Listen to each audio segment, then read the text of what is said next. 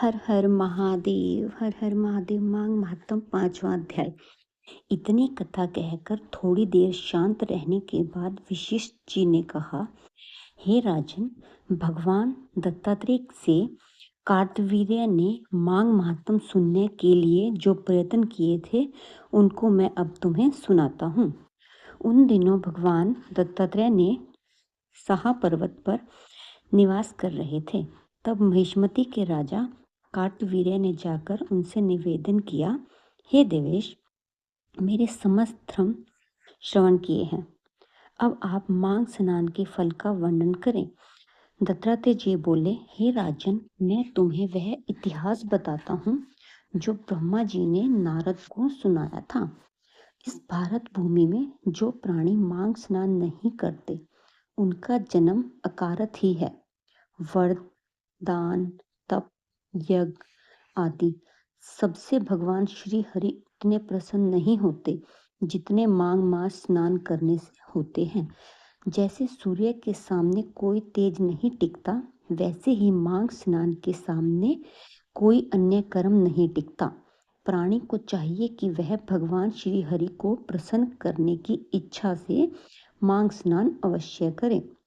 मनुष्य का शरीर हाड़, मांस और रुधिर का एक ढांचा है। यह मल, मूत्र, विष्ठा आदि दुर्गंधों से युक्त रहता है। वृद्धावस्था, शोक, विपत्ति आदि से घिरा है। मानव देह रोगों का घर है। प्राणी का स्वभाव स्वयं सतपंथ रहना और दूसरों को संताप देना है। पुरुष लोभ, मोह, क्रोध, निंदा, ईर्ष्या, वैर आदि से पूर्ण है। प्राणी सत्व, तम, रज आदि तीनों दोषों से घिरा रहता है। वह स्वभावतः अधर्म की ओर अग्रसर होता है। प्राणी का शरीर अंत में नाश को प्राप्त होता है। उसमें कीड़े पड़ जाते हैं, विष्ठा या भस्म बन जाता है या कुत्ते, श्रृंगल आदि का आहार होता है।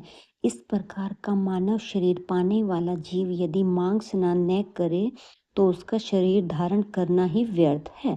मांग स्नान से प्राणी के समस्त संचित पाप नष्ट हो जाते हैं। ब्राह्मण होकर भी जो विष्णु भगवान से प्रेम नहीं करता वह उसी प्रकार नष्ट होता है जैसे अयोग्य को श्राद्ध ब्राह्मण विहीन क्षेत्र आचार रहित कुल नष्ट होता है। कपट से भरा धर्म, क्रोध के द्वारा तपस्या, कृत संकल्प न होने के कारण ज्ञान, अभिमान से सुनी गई कथा नष्ट होती है। गुरु पर अविश्वास करने वाला ब्रह्मचारी और मंद अग्नि में डाली हुई आहुति, अकेले किया गया स्वादिष्ट भोजन स्वतः नष्ट होते हैं। कन्या बेचकर या कंजूसी द्वारा संचित धन शुद्ध एवं दरिद्री का यज्ञ नष्ट करते हैं। जिसका अभ्यास छूट जाए वह विद्या सदा झगड़ा करने वाला राजा, रोजी कमाने के उद्देश्य से की गई तीर्थ यात्रा या व्रत स्वतः नष्ट हो जाते हैं। चुगली तथा झूठी वाणी, संशय, मंत्र जाप, व्याकुल चित्त से किया गया जाप नष्ट है। वेद पाठ रहित मूर्ख को किया गया दान, नास्तिक का परलोक, श्रद्धा रहित किया गया धर्म कार्य व्यर्थ होता है। निर्धनता के कारण जिस प्रकार प्राणी इस लोक में समस्त सुख एवं देवत्वों से वंचित रहता है, उसी प्रकार हे राजन, बिना मांग स्नान के प्राणी का जीवन तथा देह धारण करना व्यर्थ ही जानो। जो प्राणी मकर के सूर्य में उदय के समय स्नान नहीं करता उसकी मुक्ति नहीं होती, उसके पाप नष्ट नहीं हो सकते। गो और ब्राह्मण की हत्या करने वाला, स्वर्ण का हार करने वाला, मदिरा पानी पीने वाला, गुरु की भार्या से संभोग करने वाला, परम स्त्रीगामी आदि 5 प्रकार के महान पापी तक मांग स्नान के द्वारा मुक्ति पा सकते हैं। उनके ये महापाप स्वतः नष्ट हो जाते हैं। मांग स्नान के समय जल में उतरते समय प्राणी के पाप कंपमान हो जाते हैं। जल कहता है, मैं समस्त पापों को नष्ट कर दूंगा। जब प्राणी मांग स्नान कर लेता है तो उसके पाप नष्ट हो जाते हैं। समस्त पाप नष्ट हो जाने के कारण वह निर्मल हो जाता है। मांग स्नान प्राणी के पापों को इस प्रकार जला देता है जैसे अग्नि ईंधन को जला डालती है। हे राजन, ज्ञान, अज्ञान और प्रमोद से किए गए सभी पाप उसी तरह नष्ट हो जाते हैं जैसे सूर्य के प्रकाश से अंधकार। मांग स्नान श्रेष्ठ फल देने वाला है।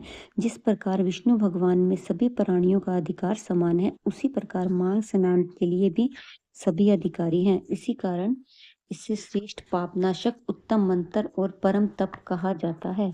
प्राणी को पूर्व जन्मों के अभ्यास द्वारा ही मांग स्नान की बुद्धि उपजती है। जिस तरह अनेकों जन्म के अभ्यास द्वारा आध्यात्मिक ज्ञान प्राप्त होता है, ज्ञान से बुद्धि उपजती है, मांग स्नान की महिमा अक्षय है। यह पवित्र जनों को पवित्र करता है।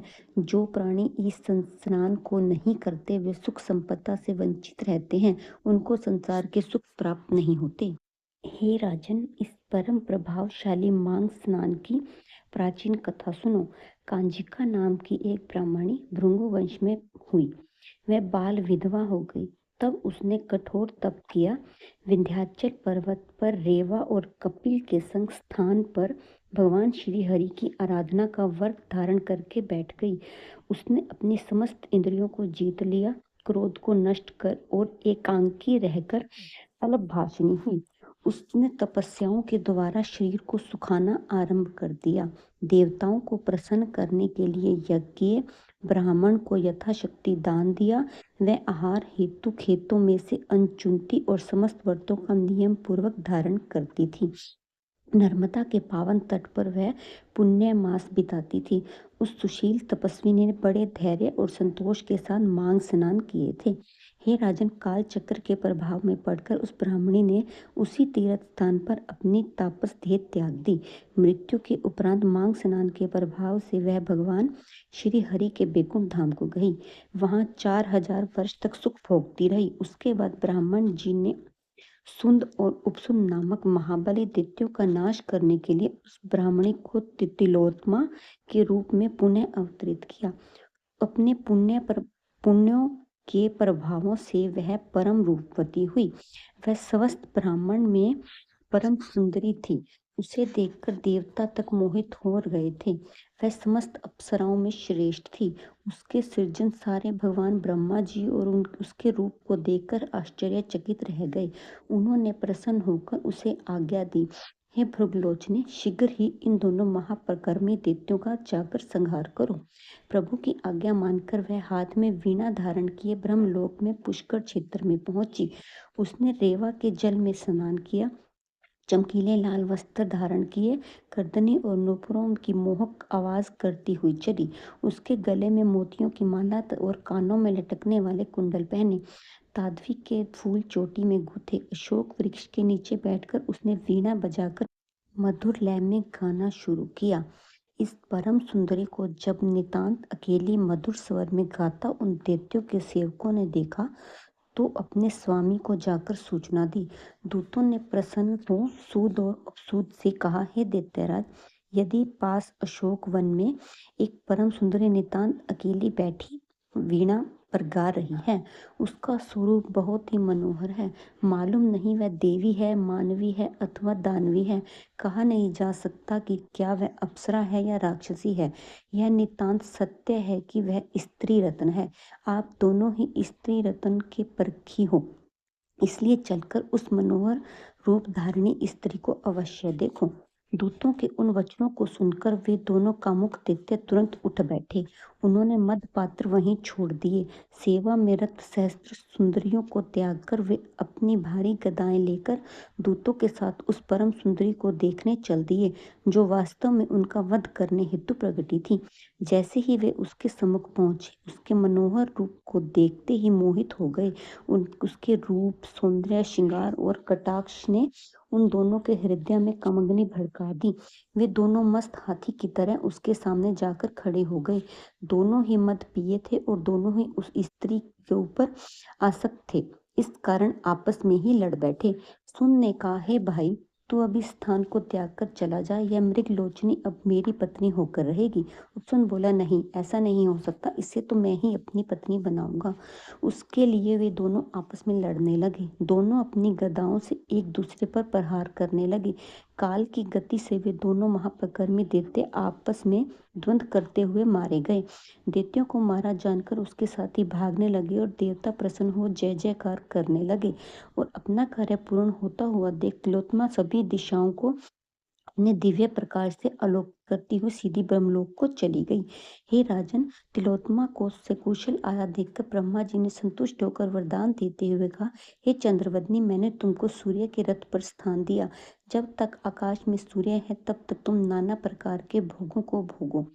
इस प्रकार वह ब्राह्मणी आज तक सूर्य लोक में दिव्य भोग प्राप्त करती हुई मांग स्नान का फल प्राप्त कर रही है। हे राजन, यदि प्राणी परम गति और दिव्य भोगों की इच्छा करता है तो उसे मकर संक्रांति में स्नान करना चाहिए। मांग स्नान से उत्तम फलदायक और कोई नहीं है। इसके द्वारा प्राणी के समस्त पाप नष्ट हो जाते हैं और अनेकों यज्ञों से भी कई गुना फल प्राप्त होता है। अतः अंत समय प्राणी मोक्ष को प्राप्त होता है। हर हर महादेव, जय महाकाल। 5वां अध्याय यहीं पूरा हुआ। कल 6ठा अध्याय पढ़ेंगे। वीडियो अच्छी लगी हो तो लाइक करें, चैनल को सब्सक्राइब करें। हर हर महादेव।